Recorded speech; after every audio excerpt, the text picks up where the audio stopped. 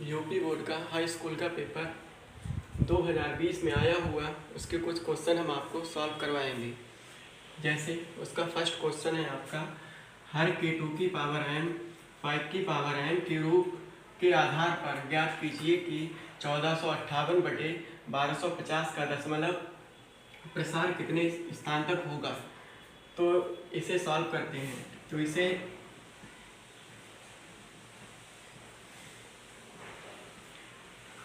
संख्या 1458/1250 में हर 1250 को तोड़ते हैं।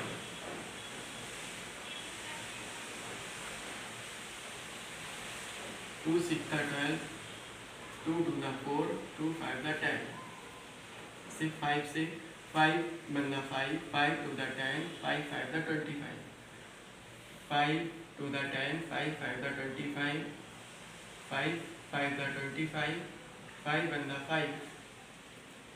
यहाँ पे 5 की मतलब 4 मल्टीपल्स हैं और 1 का 1 है, तो हम इसे लिखेंगे 2 × 5, 2 की पावर 1 और 5 की पावर 1 2 3 4, यानी कि 4 लिख देते हैं। फिर जो हमसे पूछा गया था कि 2 की पावर n × 5 की पावर n के रूप का आधार ज्ञात कीजिए। तो इसमें हमें क्या करना है, इसके इक्वल टू में लिख देंगे 2 की पावर m × 5 की पावर n।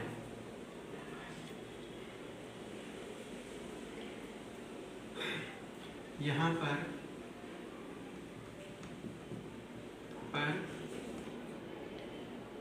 m = 1 है और n = 4 है, जबकि n बड़ा है m से। अतः ये संख्या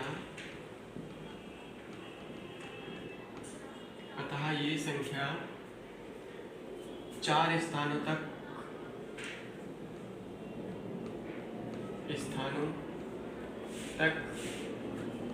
ज्ञात की जा सकती है।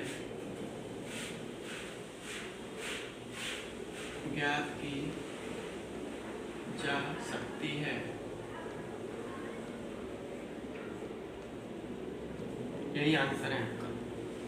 नेक्स्ट अगले सवाल की तरफ देखेंगे।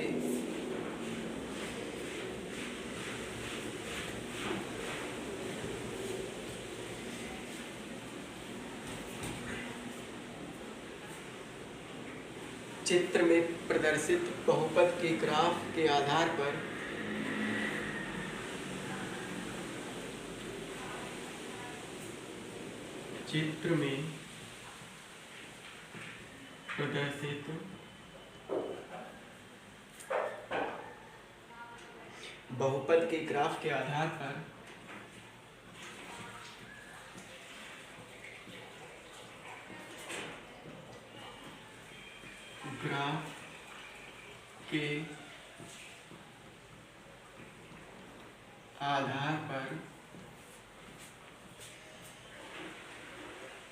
बहुपद के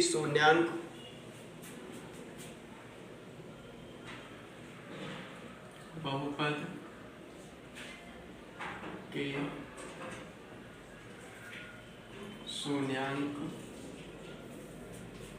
बताइए।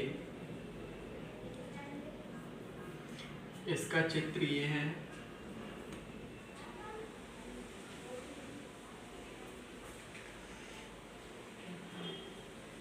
इसे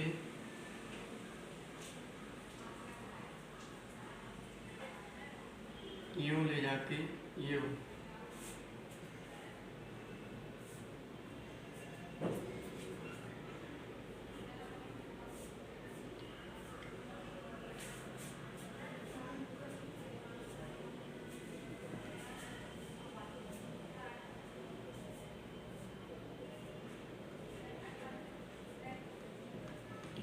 चित्र में प्रदर्शित आंसर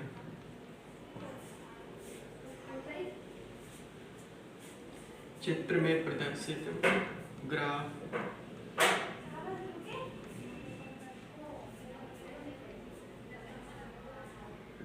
एक्स अक्ष को 1 2 3 4 5 जगह काटता है और काटता है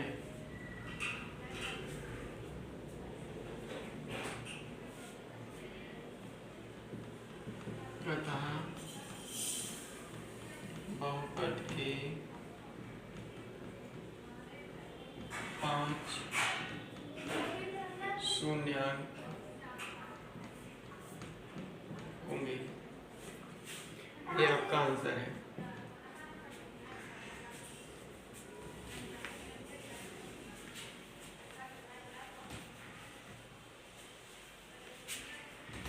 आप प्रश्न नंबर 3 की तरफ बढ़ते हैं। त्रिभुज ABC तथा त्रिभुज DEF, त्रिभुज ABC तथा त्रिभुज DEF दो ऐसे त्रिभुज हैं, दो ऐसे त्रिभुज हैं कि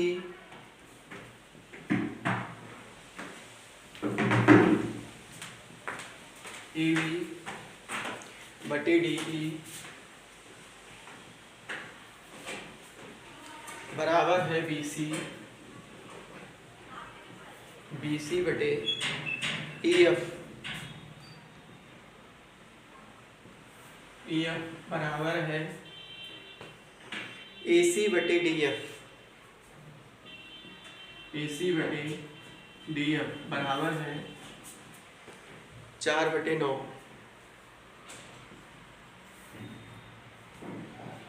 तो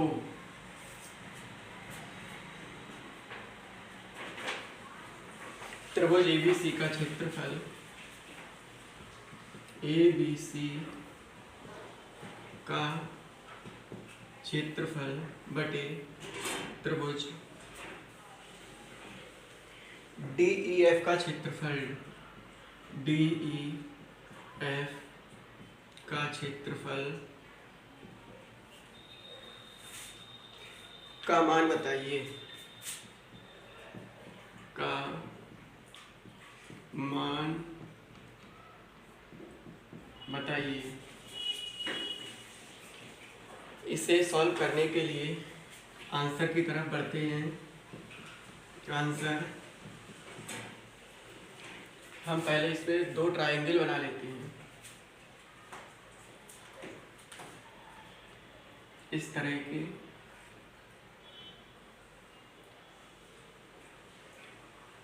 पहले पे ABC, दूसरे पे DEF,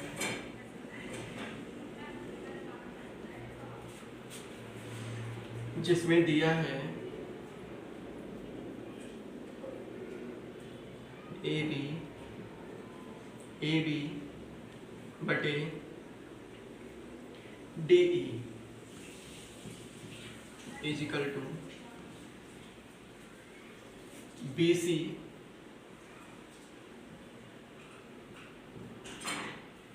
अपॉन EF बराबर AC बटे DF बराबर 4/9 जो हमें दिया हुआ है। इसे सॉल्व करने के लिए हम त्रिभुज ABC का क्षेत्रफल बटे त्रिभुज ABC का क्षेत्रफल बटे त्रिभुज DEF का क्षेत्रफल इजिकल टू BC बटे EF का स्क्वायर इजिकल टू AC का स्क्वायर बटे DF का स्क्वायर इजिकल टू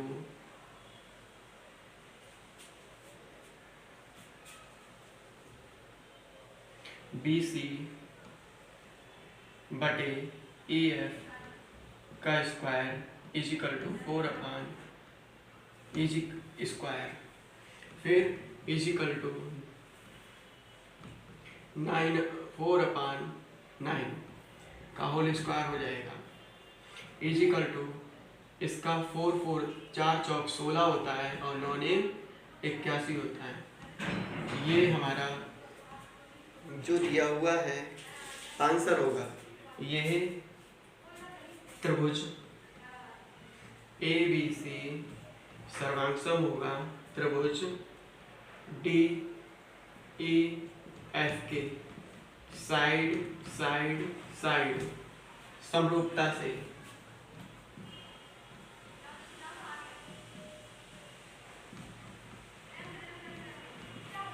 समरूपता से यही इसका आंसर हो जाएगा। अब नेक्स्ट सवाल की तरफ बढ़ते हैं।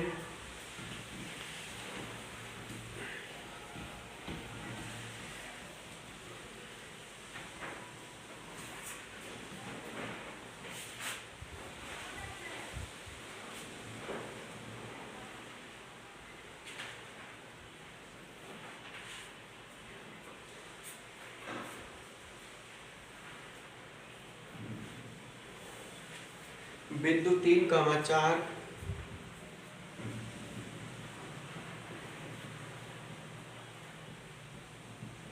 बिंदु 3,4 की बाई अक्ष से दूरी ज्ञात कीजिए कि बाई अक्ष से दूरी ज्ञात कीजिए।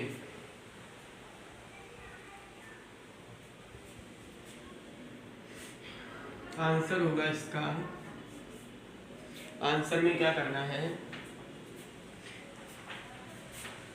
बिंदु 3,4 की भुजा है,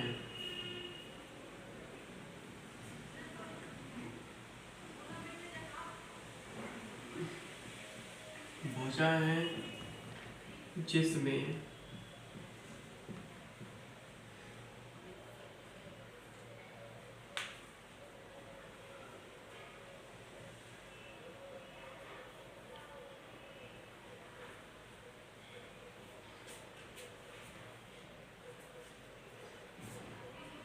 जिसमें 3 इकाई आंसर हो जाएगा। अगले प्रश्न की ओर बढ़ते हैं।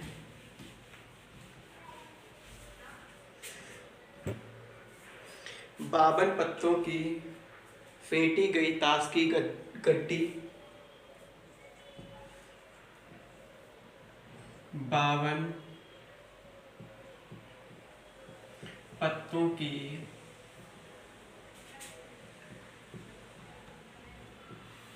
फेंटी गई ताश के पत्तों में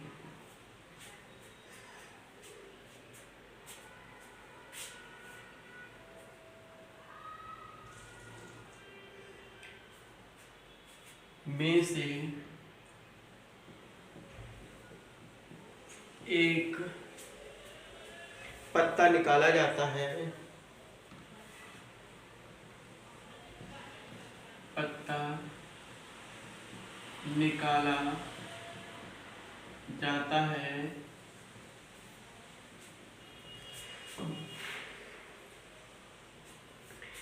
इसके इक्का नहीं होने की प्रायिकता होगी, इसके इक्का नहीं होने की प्रायिकता होगी।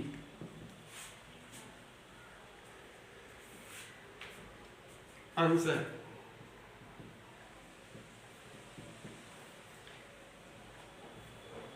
कुल पत्तों की संख्या,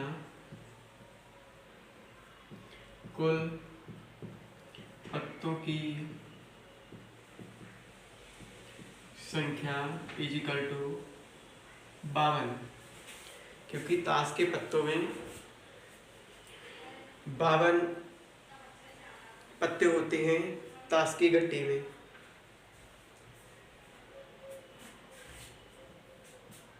ताश की गड्डी में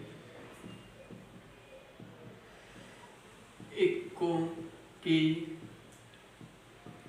संख्या बराबर होती है 4,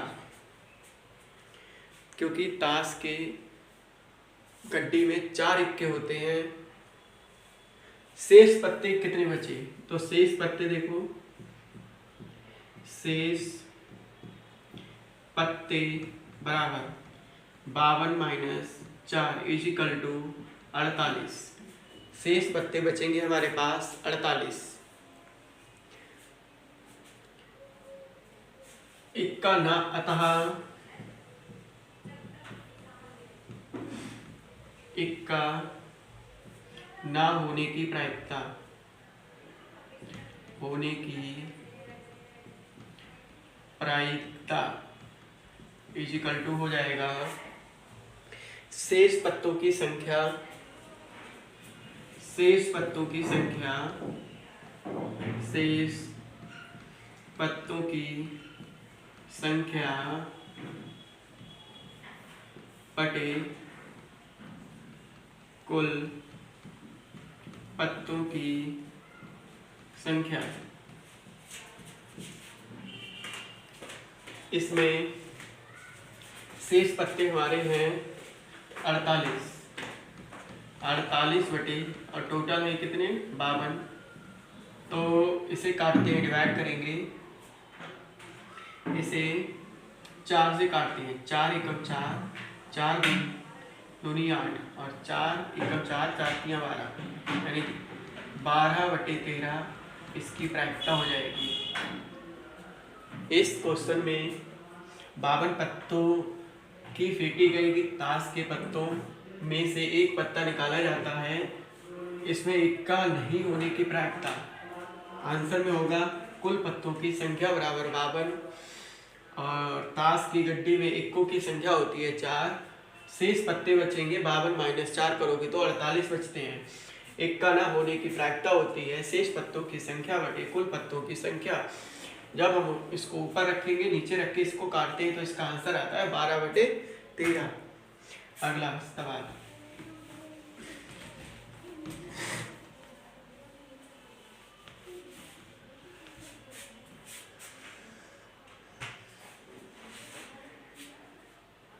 के किस मान के लिए के किस मान के लिए के किस मान के लिए युगपत समीकरण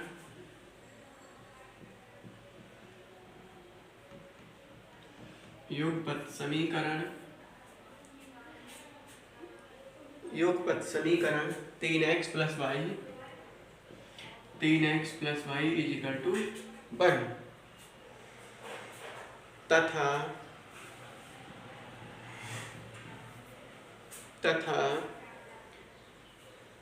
2k - 1x 2k - 1x plus k - 1/y is equal to 2k + 1। 2k plus 1 का कोई हल नहीं होगा, का कोई हल नहीं होगा।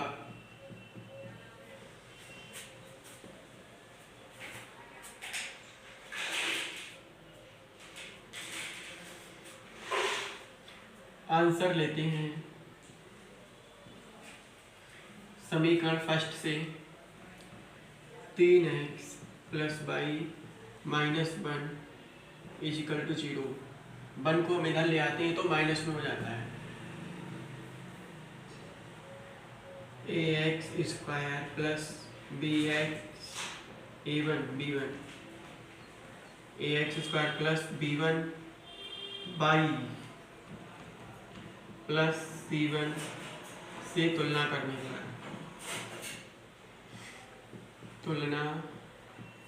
करने पर सेम नीचे रहेगा 2k minus 1x 2k minus 1x x plus k minus 1 y is equal to 2k plus 1। Okay, इसे सॉल्व करने के लिए हम इसको इधर ले आते हैं तो यहाँ पे माइनस लगा देंगे, इजिकल टू भी 0। इसकी भी तुलना हम a2x square plus b2 by plus c2 से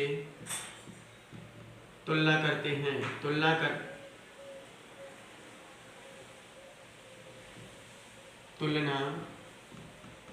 करने पर a2 बराबर हो जाएगा हमारा, a2 बराबर हमारा ये पोर्शन हो जाता है 2k माइनस 1 a2। b2 बराबर हो जाएगा हमारा k माइनस 1 और c2 बराबर हो जाएगा हमारा माइनस का 2k प्लस का 1। इसी तरह ऊपर वाली में a1 बराबर हो जाएगा हमारा 3, b1 बराबर हो जाएगा हमारा 1। इसका गुणांक लेते हैं, बाई का 1 होता है, यहाँ पे कोई नहीं होता है तो उसके साथ 1 होता है। एंड c1 का हो जाएगा माइनस का 1। ये हमारी a1 की वैल्यू हो गई 3, b1 की 1 और c1 की माइनस 1। और इसी तरह a2 की 2k माइनस 1, b2k माइनस 1 और c2 इजिकल टू माइनस का 2k प्लस 1 हो जाती है। फिर इसके बाद हम क्या करते हैं, इसमें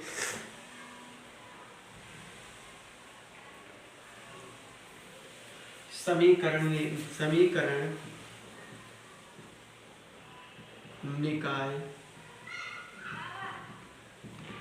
का कोई हल ना होने हेतु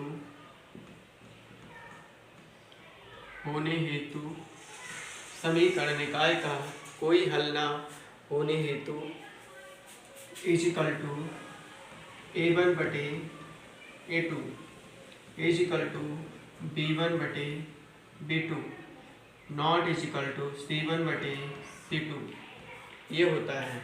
अब हम a1 और b1 की वैल्यू इसमें पुट करेंगे ऊपर से। इजिकल टू a1 की हमारी क्या है 3 है, 3 बटे a2 की क्या है 1 बराबर नहीं a2 की वैल्यू है हमारी 2k माइनस 1, 2k माइनस 1। अब b1 की वैल्यू हमारी है 1 और b2 की वैल्यू हमारी हो जाएगी k minus 1, k minus 1 is equal to not c1 क्या है हमारा 1 माइनस 1 अपान माइनस का 2k प्लस का 1। ओके, नेक्स्ट अगले स्टेप में हम क्या करते हैं, इस माइनस से तो माइनस कट जाता है, ये माइनस से माइनस कट जाता है, तो हमारा अगली स्टेप में बच जाएगा 3/2k minus 1 is equal to 1/k minus 1 is equal to 1/2k plus 1। इस तरह हम इसको अब इधर सॉल्व करते हैं, और अब हम क्या करते हैं,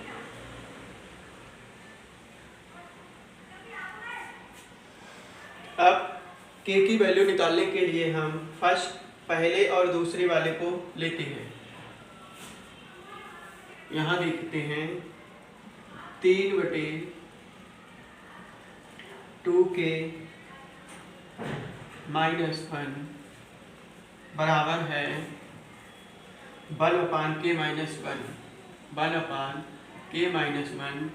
इसको क्या करते हैं, क्रॉस मल्टीप्लाई ऊपर नीचे कराते हैं, इसके साथ कराएंगे तो ये हो जाएगा 3k minus 3 is equal to, इसके साथ होगी तो 2k माइनस 1।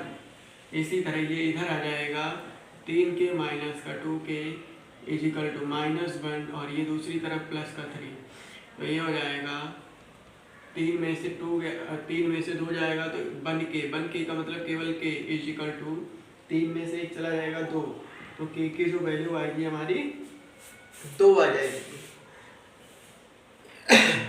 जो k की वैल्यू 2 आएगी, k का मान 2 रखने पर, k बराबर 2 रखने पर, जब हम इसमें k बराबर 2 रखते हैं तो ये वाली समीकरण पहले ले लो, 3/2k माइनस 1, तो इसमें रखते हैं पहले 3 तो 3 ही रहेगा, 2 मल्टीप्लाई k की जगह 2 और माइनस 1, इसका हो जाएगा 3/2 दूनी 4 माइनस 1, फिर हो जाएगा 3/2, क्योंकि इसमें से इसे माइनस करेंगे तो यही बच जाएगा। फिर अगला क्वेश्चन हमारा आता है 3/2, 1 मिनट, 4 में से 1 जाएगा तो यहाँ 3 बचेगा, 3 से 3 कट जाएगा तो बराबर 1 बच जाएगा। अगला है, ये सॉल्व हो गई। अगली वाली है 1/k माइनस 1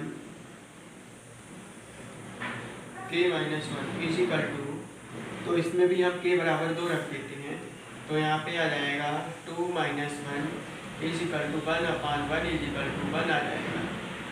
ये दोनों आपस में कैसी हो गई, सेम हो गई, बिल्कुल।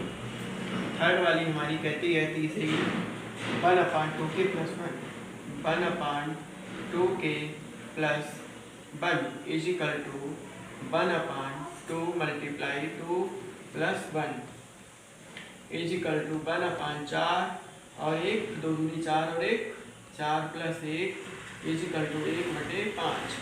इसलिए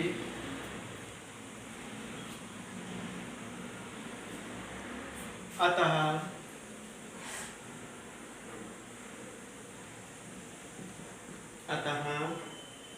3/2k माइनस 1 बराबर 1/k माइनस 1 बराबर नहीं होगा 1/2k प्लस 1।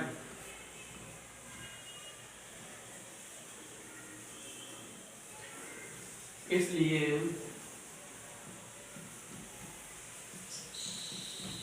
k बराबर 2 रखने पर समीकरण का कोई हल नहीं होगा, कोई हल नहीं होगा। इस तरह ये सवाल पूरा सॉल्व हो जाता है। अगला प्रश्न लेंगे, इसमें कुछ नहीं था, बस A1 और A2 और A1 B1 B1 की वैल्यू निकालनी थी और A2 B2 C2 की वैल्यू निकालनी थी। उसको हम कोई हल नहीं होने हेतु जो समीकरण दिया होता है उसमें A1 बटे A2 को B1 बटे B2 is equal to not C1 बटे C2, इसमें सारी वैल्यू को पुट करते हैं और जो भी होता है हम अपना आंसर निकाल लेते हैं। अगला आगे बढ़ते हैं।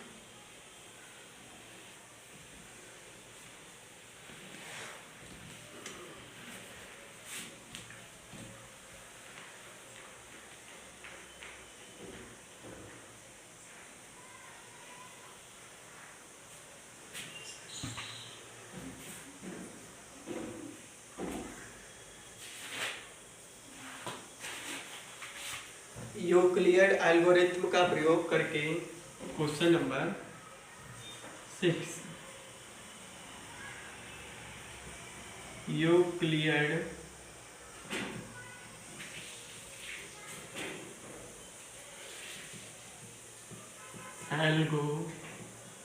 एल्गोरिथ्म का प्रयोग करके 426 तथा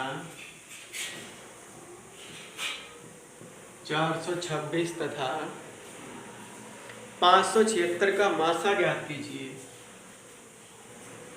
576 का मासा ज्ञात कीजिए।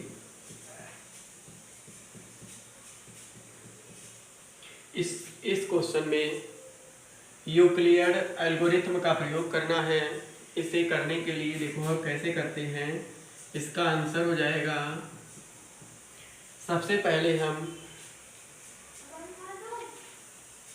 बड़ी वाली संख्या को 576 को इधर रखते हैं और बराबर में 426 जो छोटी संख्या होती है उसे रखते हैं। 426 को रखते हैं, फिर इसकी मल्टीप्लाई ऐसे करते हैं कि इसके कम रह जाए पर ज़्यादा नहीं हो पाए। तो 425 एकम 425 और फिर जो भी बच जाता है उसे हम प्लस करके लिख देते हैं। तो इसमें से जब हम इसे घटाएंगे 425 में से इसे हम अगर माइनस करें 576 माइनस 425 हमारे पास बच जाएगा 5 और 151 बच जाएगा। तो यहाँ पे हम लिख देंगे 151 प्लस का 151 यहाँ पे 426 दे रखा था 26, तो यहाँ पे 576 माइनस 426 करेंगे तो 0 5 150 बचेगा। यहाँ पे ये 150 बच गया। अब जो है क्योंकि यहाँ पे 150 आ गया तो 0 लेस देन हो जाएगा इजिकल टू किसके 150 के। 150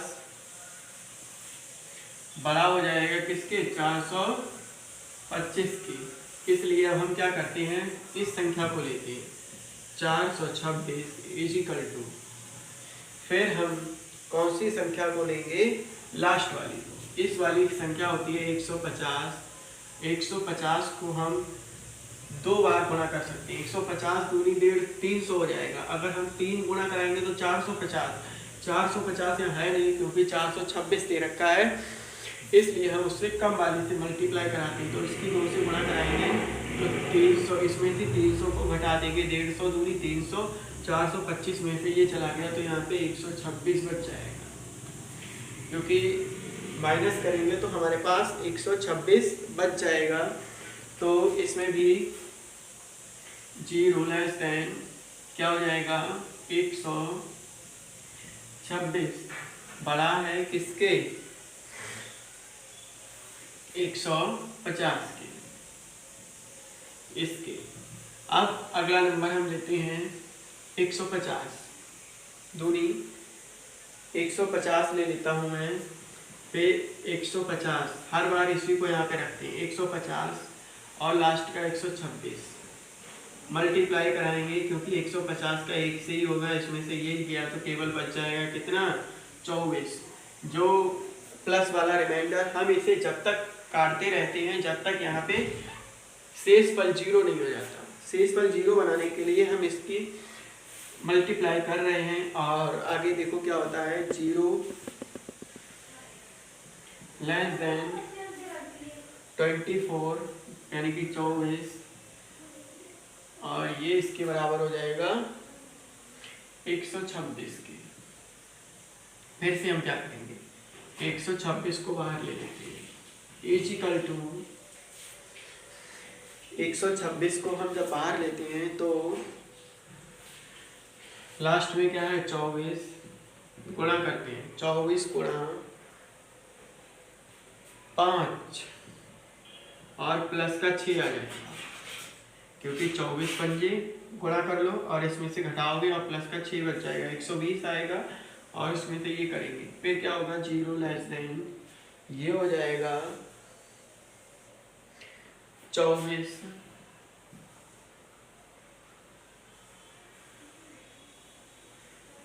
नहीं 6 लेस देन किसके 20/24 की। आप 24 ले लो 24 को हम 6 से काटेंगे 6 चौक 24 प्लस का 0, क्योंकि हमें यही प्राप्त करना था लास्ट में क्या आ जाए 0 प्राप्त हो जाए। जहाँ शेषफल 0 है यहाँ शेषफल कितना हो गया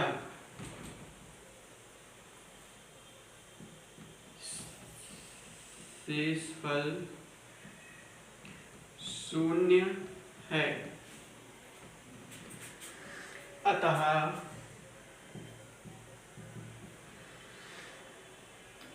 426 576 का